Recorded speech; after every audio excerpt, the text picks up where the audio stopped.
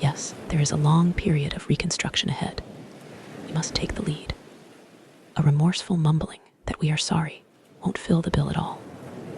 We ought to sit down with the family and frankly analyze the past as we now see it, being very careful not to criticize them. Their defects may be glaring, but the chances are that our own actions are partly responsible. So we clean house with the family, asking each morning in meditation that our Creator show us the way of patience, tolerance, kindliness, and love. The spiritual life is not a theory. We have to live it. Unless one's family expresses a desire to live upon spiritual principles, we think we ought not to urge them. We should not talk incessantly to them about spiritual matters. They will change in time. Our behavior will convince them more than our words. We must remember that 10 or 20 years of drunkenness would make a skeptic out of anyone. There may be some wrongs we can never fully right. We don't worry about them if we can honestly say to ourselves that we would right them if we could. Some people cannot be seen. We send them an honest letter. And there may be a valid reason for postponement in some cases. But we don't delay if it can be avoided. We should be sensible, tactful, considerate, and humble without being servile or scraping. As God's people, we stand on our feet. We don't crawl before anyone. If we are painstaking about this phase of our development, we will be amazed before we are halfway through. We are going to know a new freedom and a new happiness. We will not regret the past, nor wish to shut the door on it. We will comprehend the word serenity, and we will know peace. No matter how far down the scale we have gone, we will see how our experience can benefit others. That feeling of uselessness and self-pity will disappear. We will lose interest in selfish things and gain interest in our fellows. Self-seeking will slip away. Our whole attitude and outlook upon life will change. Fear of people and of economic insecurity will leave us. We will intuitively know how to handle situations which used to baffle us. We will suddenly realize that God is doing for us what we could not do for ourselves. Are these extravagant promises? We think not. They are being fulfilled among us, sometimes quickly, sometimes slowly. They will always materialize if we work for them. This thought brings us to step 10, which suggests we continue to take personal inventory and continue to set right any new mistakes as we go along. We vigorously commenced this way of living as we cleaned up the past. We have entered the world of the Spirit. Our next function is to grow in understanding and effectiveness. This is not an overnight matter. It should continue for our lifetime. Continue to watch for selfishness, dishonesty, resentment, and fear. When these crop up, we ask God at once to remove them. We discuss them with someone immediately and make amends quickly if we have harmed anyone. Then, we resolutely turn our thoughts to someone we can help. Love and tolerance of others is our code, and we have ceased fighting anything or anyone, even alcohol. For by this time, sanity will have returned. We will seldom be interested in liquor. If tempted, we recoil from it as from a hot flame. We react sanely and normally, and we will find that this has happened automatically. We will see that our new attitude toward liquor has been given us without any thought or effort on our part. It just comes. That is the miracle of it. We are not fighting it, neither are we avoiding temptation. We feel as though we had been placed in a position of neutrality, safe and protected. We have not even sworn off. Instead, the problem has been removed. It does not exist for us. We are neither cocky nor are we afraid. That is our experience. That is how we react so long as we keep in fit spiritual condition. It is easy to let up on the spiritual program of action and rest on our laurels. We are headed for trouble if we do, for alcohol is a subtle foe. We are not cured of alcoholism. What we really have is a daily reprieve contingent on the maintenance of our spiritual condition. Every day is a day when we must carry the vision of God's will into all of our activities. How can I best serve thee? Thy will not mine be done. These are thoughts which must go with us constantly. We can exercise our willpower along this line all we wish. It is the proper use of the will. Much has already been said about receiving strength, inspiration, and direction from Him, who has all knowledge and power. If we have carefully followed directions, we have begun to sense the flow of His Spirit into us. To some extent, we have become God-conscious. We have begun to develop this vital sixth sense. But we must go further, and that means more action. Step 11 suggests prayer and meditation. We shouldn't be shy on this matter of prayer. Better people than we are using it constantly. It works if we have the proper attitude and work at it. It would be easy to be vague about this matter. Yet, we believe we can make some definite and valuable suggestions. When we retire at night, we constructively review our day. Were we resentful, selfish, dishonest, or afraid? Do we owe an apology? Have we kept something to ourselves which should be discussed with another person at once? Were we kind and loving toward all? What could we have done better? Were we thinking of ourselves most of the time? Or were we thinking of what we could do for others, of what we could pack into the stream of life? But we must be careful not to drift into worry, remorse, or morbid reflection, for that would diminish our usefulness to others. After making our review, we ask God's forgiveness and inquire what corrective measures should be taken. On awakening, let us think about the 24 hours ahead.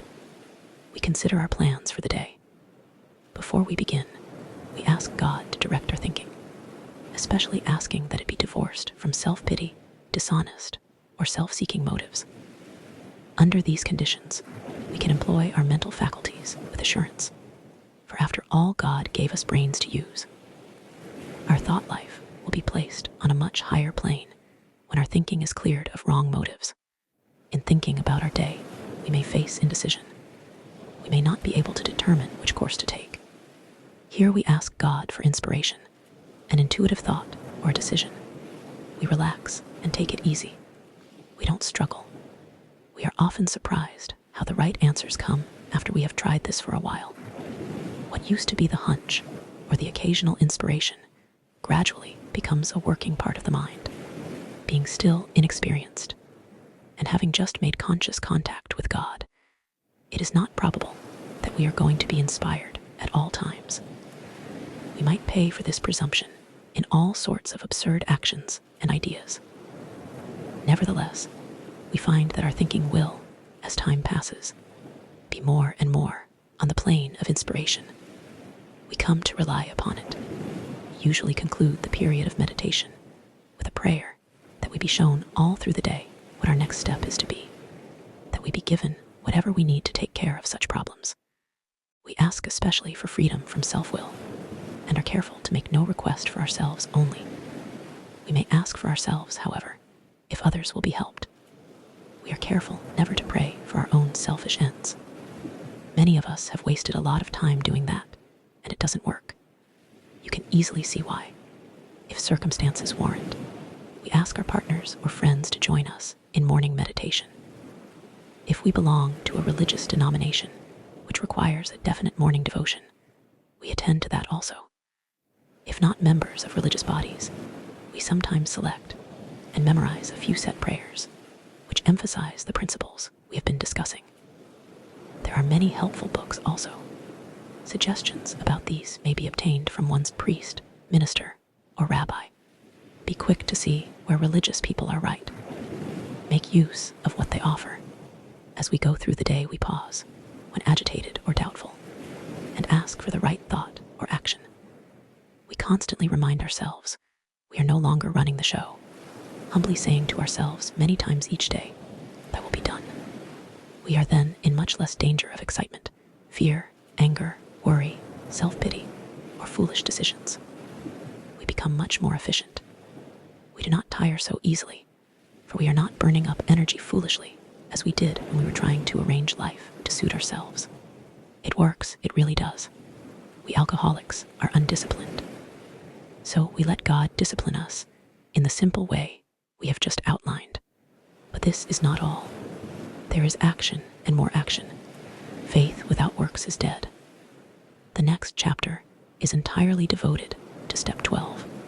burn the idea into the consciousness of every woman that she can get well regardless of anyone. The only condition is that she trust in God and clean house. Now, the domestic problem. There may be divorce, separation, or just strained relations. When your prospect has made such reparation as she can to her family and has thoroughly explained to them the new principles by which she is living, she should proceed to put those principles into action at home. That is, if she is lucky enough to have a home. Though her family be at fault in many respects, she should not be concerned about that. She should concentrate on her own spiritual demonstration. Argument and fault-finding are to be avoided like the plague. In many homes, this is a difficult thing to do, but it must be done if any results are to be expected. If persisted in for a few months, the effect on a woman's family is sure to be great. The most incompatible people discover they have a basis upon which they can meet. Little by little, the family may see their own defects and admit them. These can then be discussed in an atmosphere of helpfulness and friendliness. After they have seen tangible results, the family will perhaps want to go along. These things will come to pass naturally, and in good time provided, however, the alcoholic continues to demonstrate that she can be sober, considerate, and helpful, regardless of what anyone says or does. Of course, we all fall much below this standard many times, but we must try to repair the damage immediately lest we pay the penalty by a spree. If there be divorce or separation, there should be no undue haste for the couple to get together. The woman should be sure of her recovery. The partner should fully understand her new way of life. If their old relationship is to be resumed, it must be on a better basis, since the former did not work. This means a new attitude and spirit all around. Sometimes it is to the best interests of all concerned that a couple remain apart. Obviously, no rule can be laid down. Let the alcoholic continue her program day by day. When the time for living together has come, it will be apparent to both parties. Let no alcoholic say she cannot recover unless she has her family back. This just isn't so. In some cases, the partner will never come back for one reason or another. Remind the prospect that her recovery is not dependent upon people. It is dependent upon her relationship with God. We have seen women get well whose families have not returned at all. We have seen others slip when the family came back too soon. Both you and the new woman must walk day by day in the path of spiritual progress. If you persist, remarkable things will happen. When we look back, we realize that the things which came to us when we put ourselves in God's hands were better than anything we could have planned. Follow the dictates of a higher power, and you will presently live in a new and wonderful world, no matter what your present circumstances.